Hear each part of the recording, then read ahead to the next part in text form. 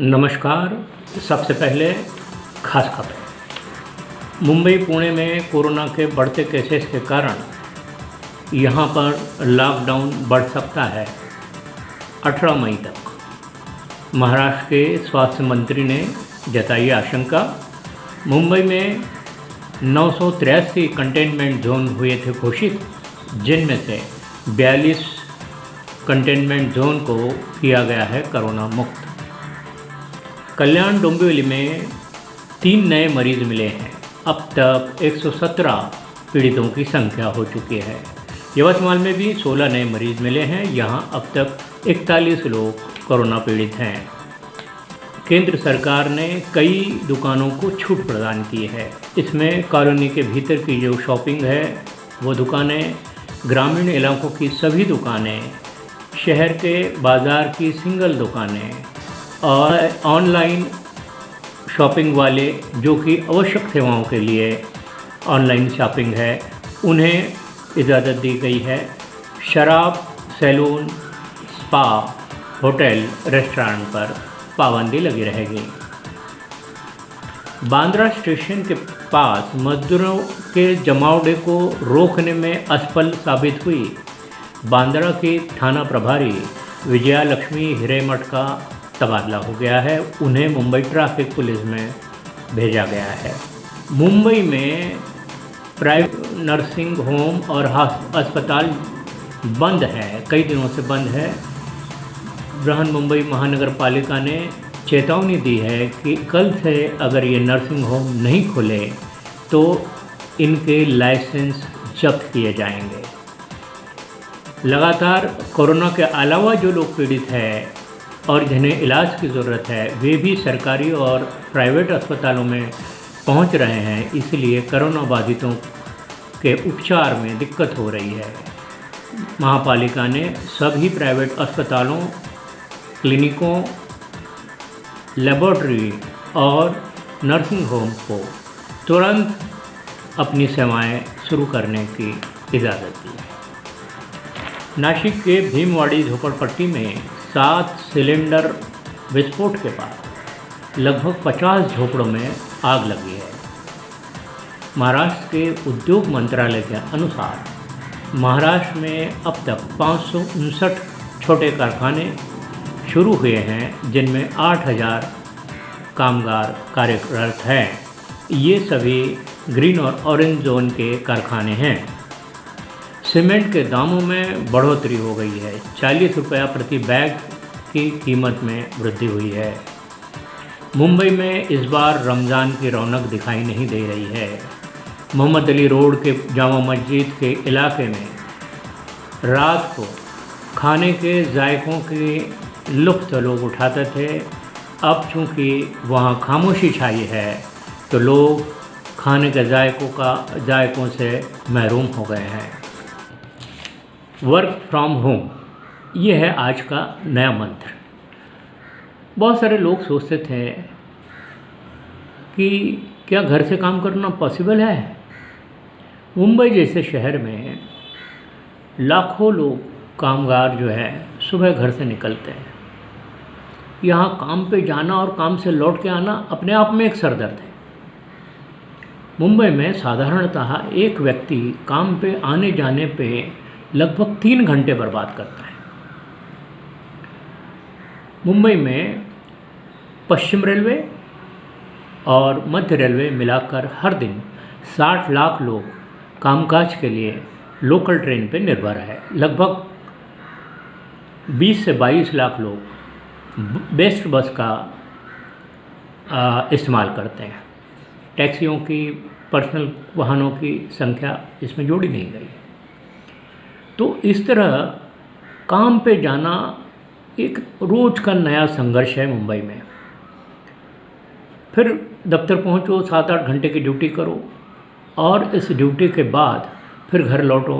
इस तरह से एक व्यक्ति जो है निचोड़े हुए नींबू की तरह हो जाता है।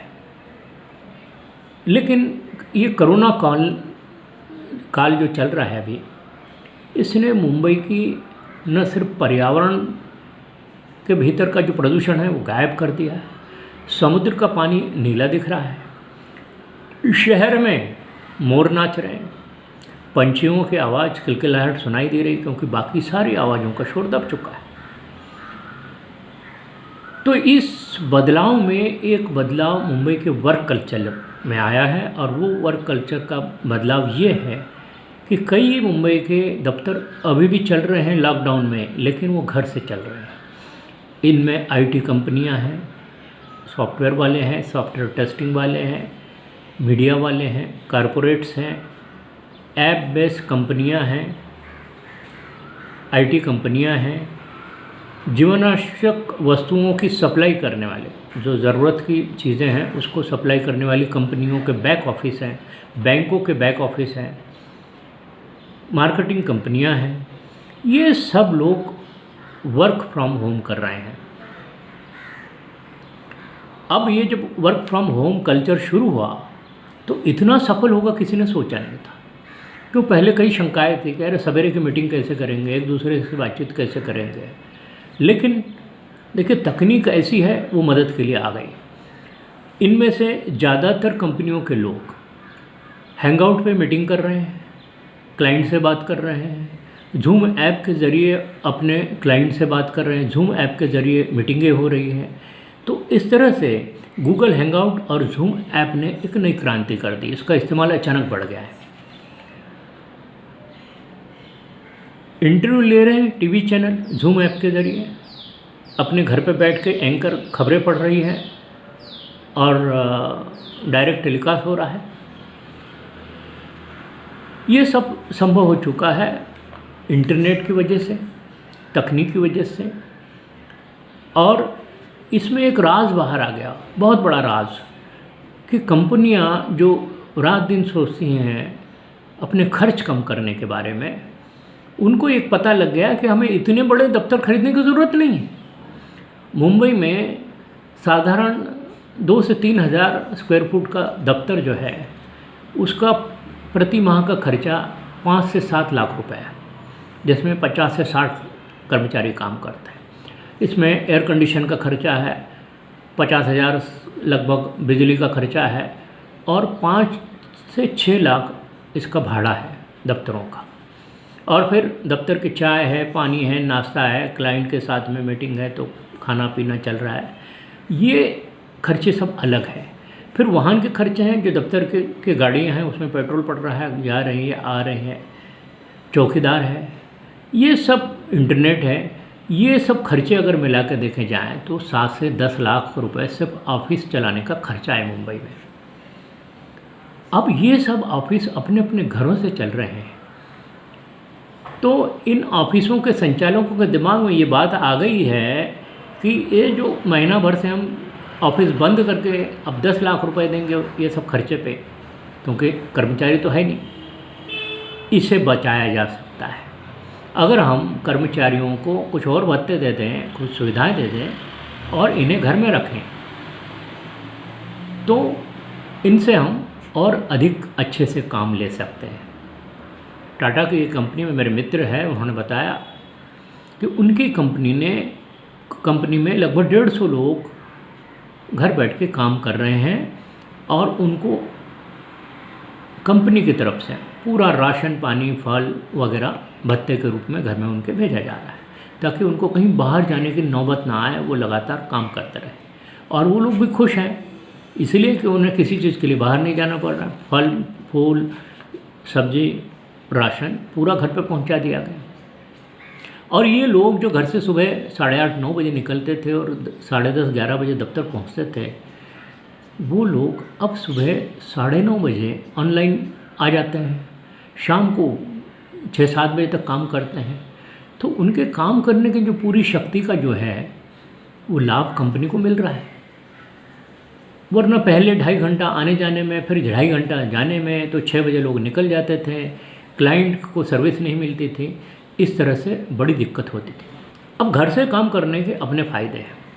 कर्मचारी जल्दी भागकर किसी बार में नहीं बैठता, कर्मचारी घर में बैठता है, घर का खाना खाता है, सेहतमंद रहता है, उसके लाइफस्टाइल पे फ़र्क पड़ रहा है, बाहर का पिज़्ज़ा, ये बर्गर, कोल्ड ड्रिंक खाना कहीं पे भी खा लेना, ये सब पच गया। घर का ताज़ा पौष्टिक भोजन खा रहा है, कोई टेंशन नहीं है, दफ्तर के टेंशन नहीं है, बॉस देखेगा तो क्या कहेगा, सब प्यार से काम कर रहे हैं, आने जाने का खर्चा बच रहा है। और ज़रूरी नहीं है कि दफ्तर जाने के लिए रोज़ प्रेस किए हुए कपड़े पहने जाए, रोज़ अच्छे से बन ठन के जाया जाए, वो कुछ भी नहीं है, उसका खर्चा बच गया। कभी ट्रेन बंद हो, कभी बस नहीं मिले, उसके बहाने नहीं। लगभग सारी की सारी जो समस्याएं एक दफ्तर चलाने में होती है, उस पर विराम सा लग गया है। इसलिए कुछ कंपनियां लॉकडाउन को चुनौती नहीं, एक अवसर मान रही है। अब इस विषय पर औद्योगिक घरानों की संख्या के आंकड़े तो हमारे पास है नहीं, लेकिन कुछ सरकारी आंकड़े ज़रूर हैं और उससे एक रोचक कहानी बनती है। ध्यान देकर सुनिए। ये आंकड़े हैं नई उम्मीद जगाने वाले। इस आंकड़ों से देश का बहुत भला होने वाला है।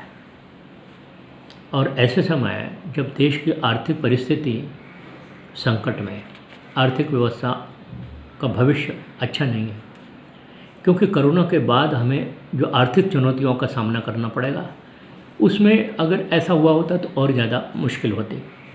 अब देखिए, पहले साल में खर्चा आया 317.19 करोड़ रुपए, दूसरे साल में खर्चा आया 342.32 करोड़ रुपए, तीसरे साल में खर्च आया 455.05 करोड़ रुपए, चौथे साल में 441.09, पाँचवें साल में 475.37 और छठे साल में 81.21। इतना करोड़ रुपया खर्चा आया। कहने का मतलब है 6 साल में 2112 करोड़ 0.13 इतने रुपए खर्च हुए। कहाँ पर? ये खर्च हुए पीएमओ और विदेश मंत्रालय के कार्यालय पे, जो 24 घंटा चलता है। इसका अगर हम हिसाब लगाएं तो हर महीने इनका खर्चा 29.33 करोड़ का है और पीएमओ का खर्चा 30 करोड़ का है। साल का होता है 352.03 करोड़ रुपए। और इसमें अगर हम मोदी जी की विदेश यात्रा का खर्चा जोड़ें तो 2020 तक, जो पीएमओ की वेबसाइट है उसकी जानकारी है कि 2020 तक मोदी जी ने 60 देशों की में से 59 की यात्रा की है और 2240 करोड़ रुपया खर्च किए। यानी हर महीने का खर्चा लगभग जो है 186 करोड़ रुपया, 186.66। इस तरह से 4 माह से Modi ji work from home कर रहे हैं, कहीं नहीं गए, तो देश का 746.64 करोड़ रुपया बच गया। है कि नहीं मज़े की बात? अगर Modi ji work from home नहीं करते तो देश के 750 करोड़ रुपए का नुकसान होता। इसलिए मोदी जी को बधाई। देश के 750 करोड़ बचाने के लिए एक ताली तो बनती है। तो मोदी जी के लिए ताली बजाते हुए हम आज का ये कार्यक्रम यहीं ख़त्म करते हैं। नमस्कार।